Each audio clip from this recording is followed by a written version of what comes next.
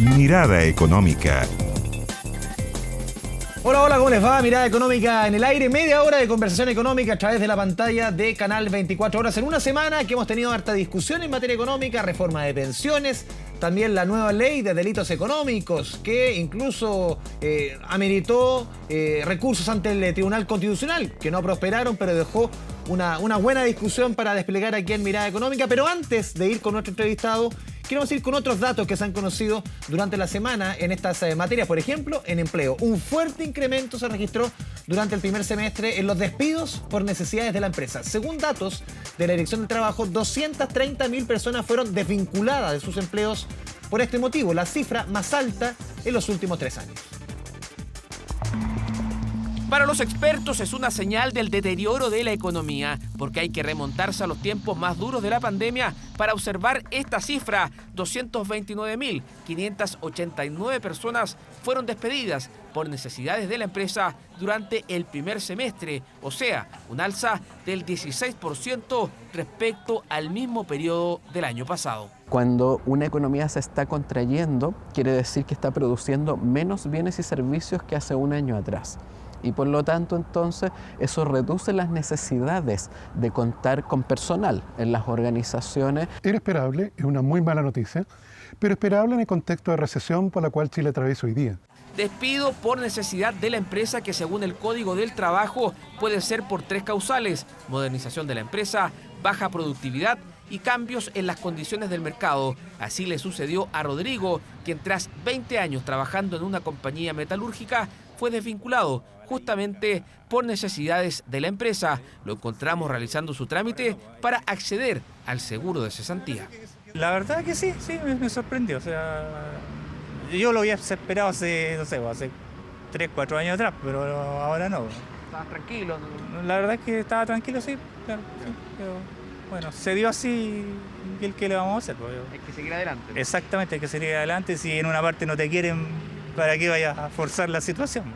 Según las cifras que publica la Dirección del Trabajo, los despidos por necesidades de la empresa subieron un 22,5% durante el primer trimestre, mientras que entre abril y junio el alza fue de 9,7% para llegar a 6,1% si consideramos únicamente el sexto mes del año, una tendencia hacia la normalización que destacaron desde el gobierno. Por tanto, en una trayectoria descendente, esperamos que las cifras vayan mejorando y de aquí a fin de año obtener resultados más positivos. Para los expertos, las cifras de empleo van de la mano con las del crecimiento del país. Por ello, apuntan a echar a andar agendas pro inversión o planes de concesiones para dinamizar el mercado laboral. La presentación de 36 medidas que hizo el ministro de Hacienda a la CPC y ya marca un cierto rumbo. En ello hay un listado interesante de propuestas, así como el plan antiburocracia del Ministerio de Economía. Pero si está cesante, a no desanimarse, pese a que hay más personas buscando trabajo, diversos portales de empleo aseguran que hay ofertas disponibles. Las ofertas de empleo que han aumentado en este último tiempo son especialmente en las áreas de gastronomía, turismo, seguro, comercio exterior, trabajos sociales, minería, entre otros. Las malas cifras del comercio y la debilidad de la construcción fueron las que generaron este fuerte aumento en los despidos por necesidades de la empresa. Malas noticias en materia de empleo, pero vamos a concentrar esta conversación en Mirada Económica, esta edición en los temas que han concentrado la conversación durante los últimos días. Lo decíamos, la negociación por la reforma previsional y también la nueva ley de delitos económicos. Estamos ya en contacto con nuestro invitado Alejandro Ferreiro, ex ministro de Economía, ex superintendente de pensiones, también de valores y seguros. Alejandro, bienvenido a Mirada Económica, ¿cómo te va? Hola Andrés, buenas tardes. A ver, Alejandro, partamos conversando por el tema de reforma previsional. Hemos visto que se reactivan las conversaciones entre, sobre todo la oposición y el gobierno, esta mesa técnica que se levanta, que ya está funcionando. ¿Cómo has visto la conversación en torno a una reforma que para muchos, la tercera, tiene que ser sí o sí la vencida? Lo dices bien, tiene que ser sí o sí la vencida, no solo por el futuro del sistema previsional chileno, sino por la demostración de la clase política de que es capaz de ponerse de acuerdo en cuestiones importantes, que es capaz de salir de las trincheras, salir de las visiones ideológicas estrechas, para conseguir los acuerdos que permitan sacar una reforma que ha estado demasiado tiempo pendiente. Yo creo que esto no es solamente un tema previsional, es un test de exigencia de la calidad de la política chilena que debemos superar finalmente después de 3 intentos.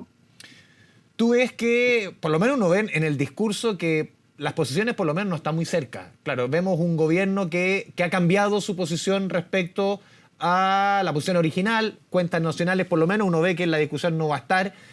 También el tema, por ejemplo, quién va a administrar las cuentas, no las inversiones, las cuentas, que sería, se abre la posibilidad de que sea un ente privado, por ejemplo, parecido a Previrred o que administra el AFC. ¿Tú ves que el gobierno está cediendo, pero también hay otra contraparte? Y ahí, ¿cómo ves el rol que ha tenido la oposición? Yo siento que el gobierno quiere ceder y quiere llegar a un acuerdo. Creo que la oposición también, pero nadie parece querer dar los primeros pasos de manera pública que puedan ser revelados como debilidad en una estrategia de negociación que tiene que pasar por una mesa técnica inicial con el mundo político, luego por la Cámara de Diputados y luego por el Senado. ¿Así como que nadie quiere aparecer perdiendo? Nadie quiere aparecer entregando demasiado pronto. Ya. Y por tanto, moverse y explicitar flexibilidad puede ser visto en una lógica de negociación, yo creo, un poquito estrecha, como una señal de debilidad, que no conduzca a la negociación que cada sector quiere. Pero yo creo que aquí, en las conversaciones más reservadas, en las conversaciones con técnicos, va a ser posible despejar algunas cuestiones y llegar a acuerdos que el país está buscando. No podemos seguir trancados en esta discusión legislativa. Hemos retrocedido incluso con los retiros de los fondos de pensiones en la capacidad de financiar pensiones suficientes en el largo plazo. Tenemos no solamente que volver a donde estábamos algunos años atrás, sino que incluso hacer un doble esfuerzo para reponer las cosas de manera tal que compensen los retiros de los fondos de pensiones. Entonces esto es una cuestión que tiene que ser resuelta.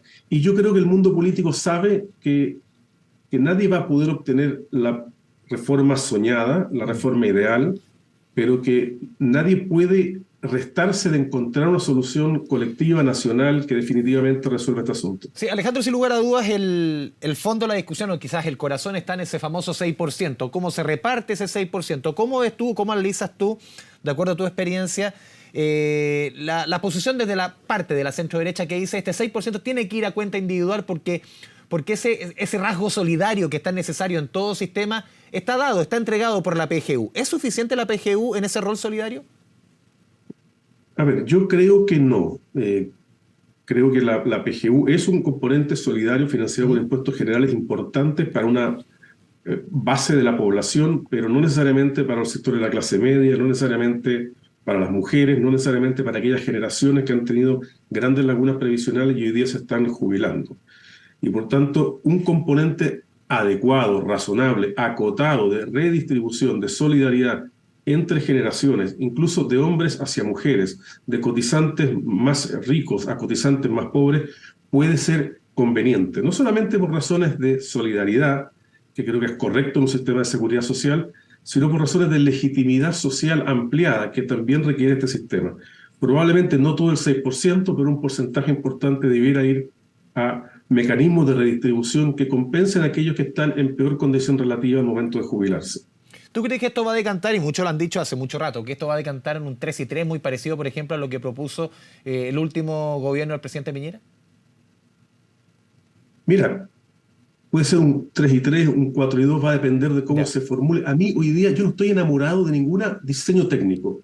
A mí lo único que realmente me genera preocupación es la incapacidad de llegar a acuerdos. Nadie puede pretender sacar una reforma perfecta, pero lo que no podemos seguir haciendo es postergar sacar una reforma. Por tanto, puede ser 4-2, 3-3, los técnicos van a poder encontrar la solución. Espero que el mundo político esté a la altura, espero que la oposición se reste de la tentación de volver a bloquear una propuesta. Hemos tenido propuestas interesantes del gobierno de Bachelet, propuestas interesantes incluso del gobierno del presidente Piñera. Esta es una tercera propuesta que ha buscado flexibilidad. No pueden las oposiciones seguir dándose el gustito de bloquear las iniciativas de los gobiernos en estas materias. Sí, Alejandro, la semana pasada en este mismo espacio conversábamos con David Bravo, quien encabezó la Comisión Bravo, y él decía, esta reforma sí o sí tiene que ver la luz o avanzar de gran forma dentro de la negociación este año, el segundo año de un gobierno, porque el próximo vamos a tener elecciones municipales, bueno, a fin de año vamos a tener el tema de constitucional, pero el 2024 elecciones municipales, el 2025 ni hablar, presidenciales y parlamentarias. El segundo año para grandes reformas es clave en un gobierno. Ya lo aprendimos con la reforma previsional, decía él, en el gobierno, como decías tú, de Bachelet y en el gobierno de Piñera. No se avanza en un segundo año y no vamos a tener una reforma previsional. ¿Crees tú que este segundo año es vital para avanzar?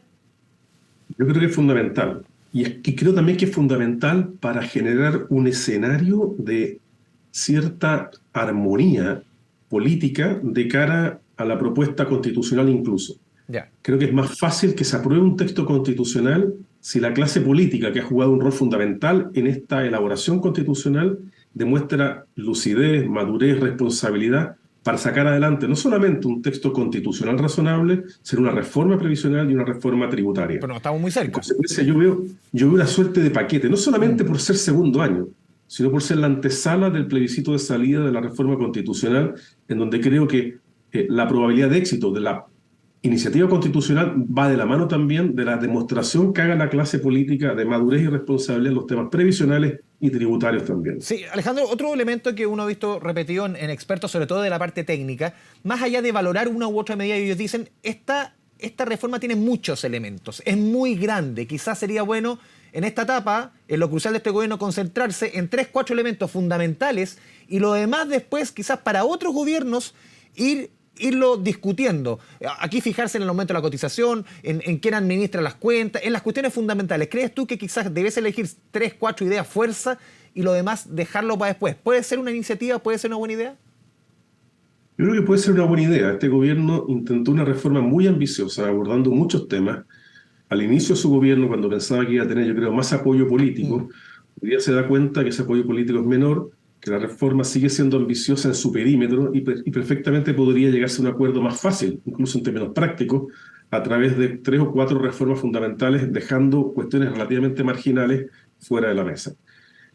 Por ejemplo, a mí no me persuade en lo técnico esta separación de la administración de cuentas de la administración del portafolio, de las inversiones. Yeah. Eso se podría dejar de lado. El sistema funciona integrado hoy día razonablemente bien. Si la pregunta o el cuestionamiento al sistema son los costos, entonces indaguemos respecto a cuál es la mejor manera de bajar los costos del sistema para los afiliados. ¿Tú no crees, por ejemplo, perdón Alejandro, que lo que han sostenido muchos, que, por ejemplo, este tema de las cuentas, administrar las cuentas, ¿quién me descuenta a fin de mes a mi empleador esta plata? ¿Quién paga esa pensión? Las fuerzas de venta. Si todo eso se unifica, ¿no significaría ahorros sustanciales como muchos sostienen? Yo creo que no. Yo creo que el sistema de AFP no tiene un problema necesariamente de costos. De hecho, incluso hoy día hay una AFP que cobra un tercio que lo que cobra la más cara. Yeah. Hay opciones más baratas en el sistema de AFP que están disponibles.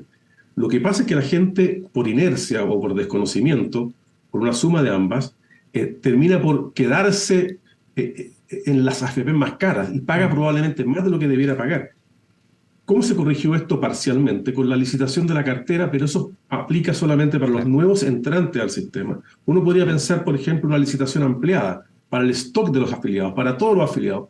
La gente puede salirse de la licitación si no quiere, pero esta es una manera más directa, creo yo, de incidir en la rebaja de costos que vayan directamente al bolsillo o a mejorar el nivel de pago que hacen las personas al sistema de AFP. Esto, a ver, uno puede separar la administración de cuentas del portafolio, pero siempre te vas a quedar con la pregunta de cuánto me están cobrando por la administración del portafolio.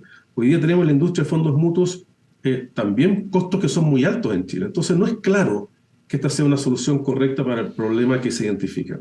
En la técnica legislativa, ¿crees tú que fue quizás un error iniciar la votación en particular y después comenzar con estas mesas técnicas, estas mesas políticas? Quizás se puso, muchos decían, la carreta delante de los bueyes. Siente que la votación quizás había que aplazarla un poquito y llegar a estos acuerdos y llegar con algo, entre comillas, más masticado la discusión final en la Comisión de Trabajo, por ejemplo, de la Cámara de Diputados. Mira, yo creo que lo que le pasa a los gobiernos es que quieren acelerar los trámites legislativos y tener una sola gran discusión o una sola gran negociación final, y suelen esperar tenerla en el Senado. Entonces, probablemente la tentación ha sido tratar de salir de la Cámara de Diputados, llegar al Senado, donde hay una discusión incluso más difícil para el gobierno, y tener allí una gran negociación completa, integrada, que permita resolver finalmente este asunto. Lo que le pasa a los gobiernos es que no quieren ir, por así decirlo, negociando por capítulos, un poco en la Cámara de Diputados, un poco en el Senado, porque al final pierden el control sobre el texto final que finalmente se puede aprobar. ¿Tú ves plausible las predicciones del gobierno sacar esto en un año? ¿Tú lo ves plausible tal cual está el escenario hoy día? Yo creo que tiene que haber un cambio de escenario. ¿Ya? Tiene que haber un golpe de lucidez, racionalidad, madurez, responsabilidad de los actores involucrados para que esto ocurra. En la guerra de trinchera en la que estamos, probablemente esto no va a prosperar. Y se puede alegrar la oposición de hoy día de que el proyecto del gobierno no prospere. Claro. Y esa oposición hoy día puede ser el gobierno mañana. No podemos seguir en este ciclo permanente de vetos recíprocos en donde el país no avanza. Y esto es lo que hoy día hay que corregir. Preferir los puentes a las trincheras, salir de las trincheras que nos están haciendo muy mal. Alejandro, te pido que te quedes conectado, vamos a ir a la pausa en Mirada Económica y al regreso vamos a conversar de la nueva ley de delitos económicos. Estamos conversando con el ex ministro de Economía, Alejandro Ferreiro. Antes de ir a la pausa les cuento que en AFP Capital quieren ser tu AFP porque te acompañarán para informarte desde su app. Te actualizarán sobre las finanzas mes a mes con su servicio de streaming en Capital Play y rentabilizarán tus ahorros con su equipo de expertos. En AFP Capital quieren ser tu AFP. Infórmate más en afpcapital.cl. Nos vamos a la pausa. Mirada Económica, Canal 24 Horas.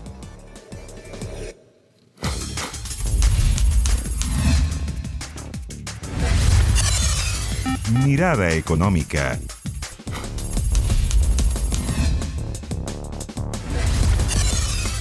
Mirada Económica. Volvemos a Mirada Económica a través de la pantalla de Canal 24 Horas. Estamos conversando con el ex ministro de Economía, ex súper de Pensiones y Valores, Alejandro Ferreiro. Alejandro, te lo decía antes de ir a la pausa.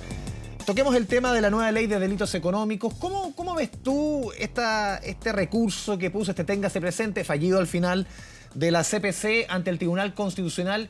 ¿En qué pie quedan los empresarios tras este recurso? Para muchos era una actitud quizás casi innecesaria, tomando en consideración todo lo que ha pasado con casos de colusión y otros. ¿Cómo ves tú toda la polémica que se armó en torno a este recurso de la CPC ante el TC?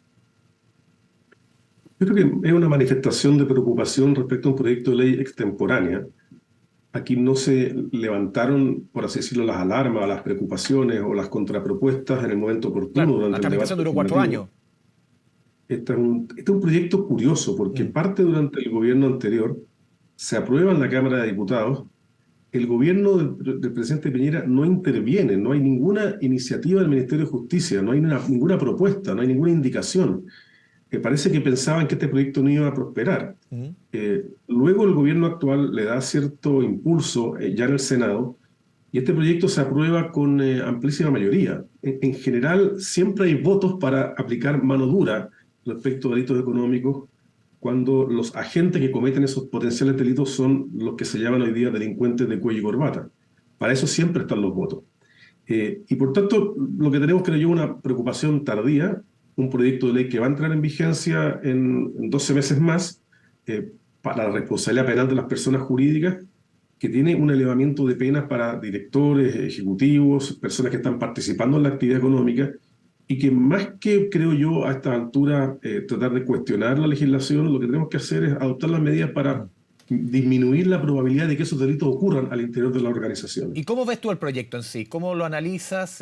¿Cómo ves los cuestionamientos? Por ejemplo, más allá, claro, tú decías extemporáneo, muchos han sostenido también que está fuera de plazo. Esto se tramitó durante 4 años y ya es tarde llorar sobre la leche derramada de alguna forma. ¿Cómo ves tú el proyecto?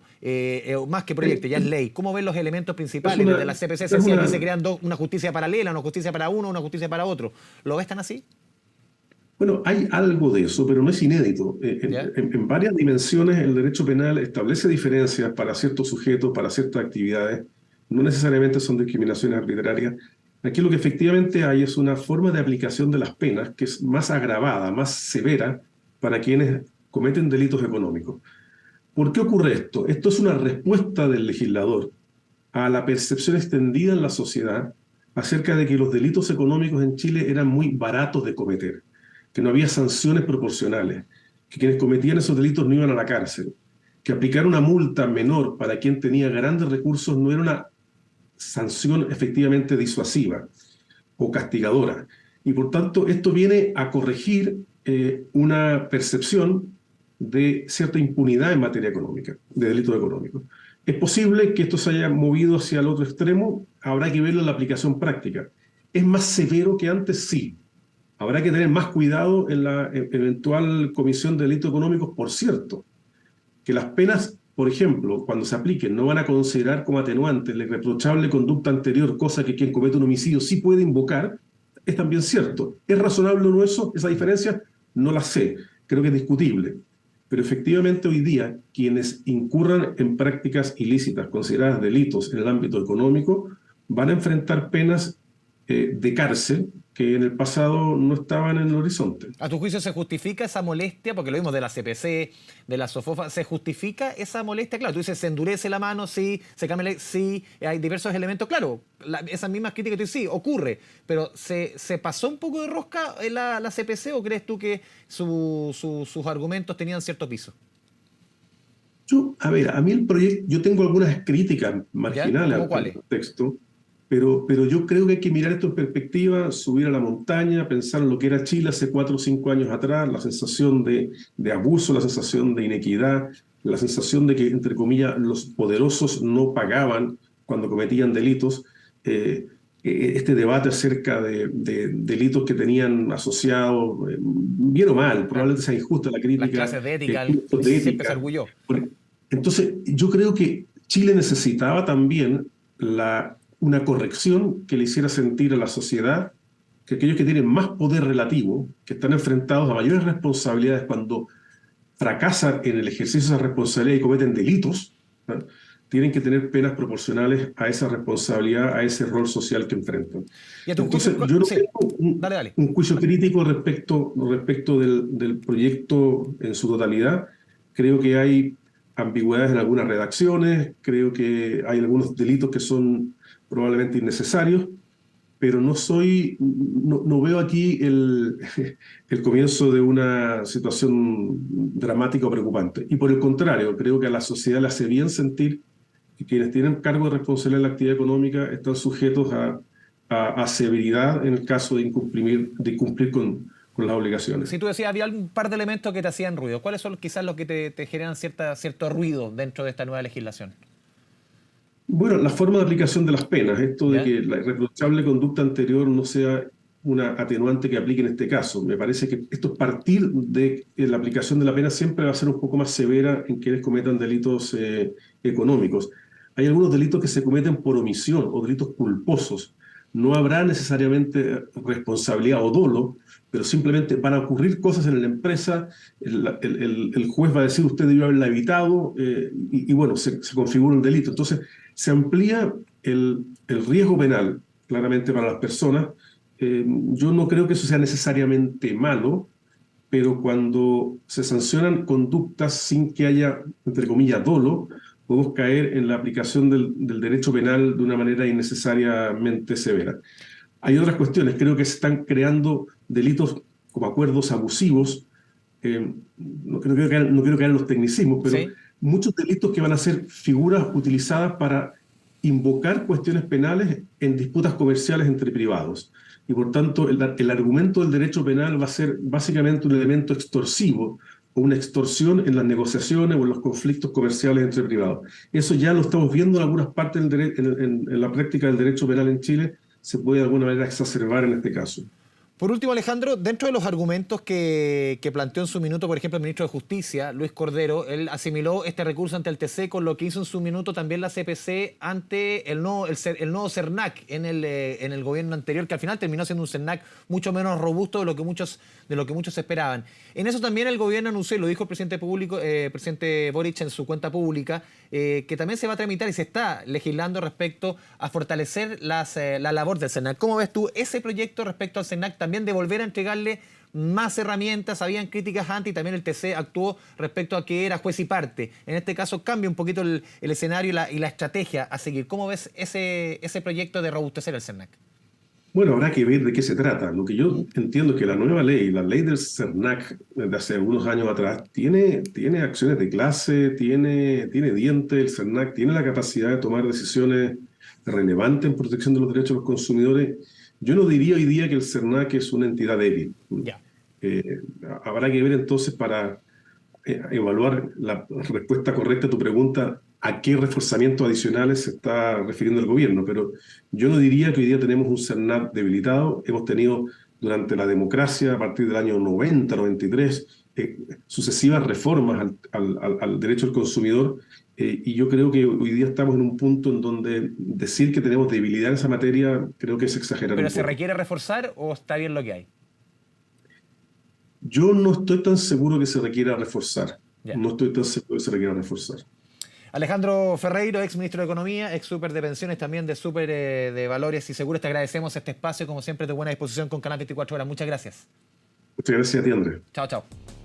Chao. Y a todos ustedes, muchas gracias por la sintonía a través de la pantalla de Canal 24 Horas. Nos vemos la próxima semana en otro capítulo de Mirada Económica. Que le vaya bien. Chao, chao.